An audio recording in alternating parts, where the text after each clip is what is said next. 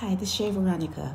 About 3,000 of your temporary workers, now that is an important word, temporary workers are being laid off, and the PISA is in your news talking about they were being used. How could you be used if you were paid for the work you did? They were paid for the work they did. And if she said it was political, it's still something that they gained from. They had 2 years of money, taxpayers' money, over $54 million, they say, was spent on that particular project. Now, this is why Barbadians do not get ahead. You're not planning for your future. It's a paycheck to paycheck kind of system, and it should not work like that, because when you get up in the paper and say you thought it was going to end but not so soon, you should have known. You should have known. You can see what you're doing, and there's not much more to be done.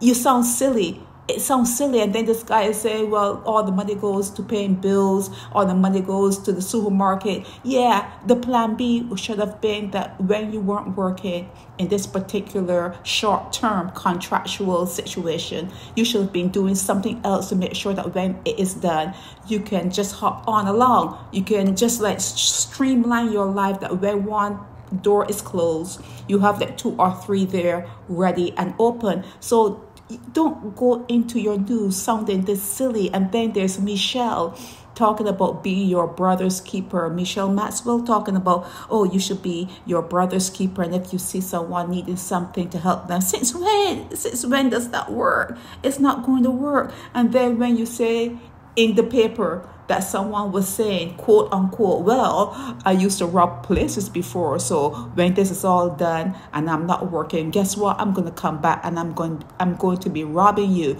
So to say that when people are laid off, there's going to be heightened crime, to actually say that, I can see you saying, well, it's going to be a rush to the unemployment office or whatever, but to say these people that the taxpayers were paying for over 2 years to do something, beautification or whatever it was, they're going to come back and rob the taxpayers. That is a slap in the face. That's not an easy statement to make, and you put it in your news. It's actually recorded in your news. Okay, this is what I did before. Now, when this is all dried up and I'm asked, I don't have a job, I'm going to come back, I'm going to rob you people. That is what you are. That is what you are. You take, and when the taking is no longer there, you suck. You suck the bones that held you up. You suck the bones that held you up. It sounds really bad to read that in your newspaper. You have to plan for your future. Barbadians, you have to plan for a future. It's Shay Veronica.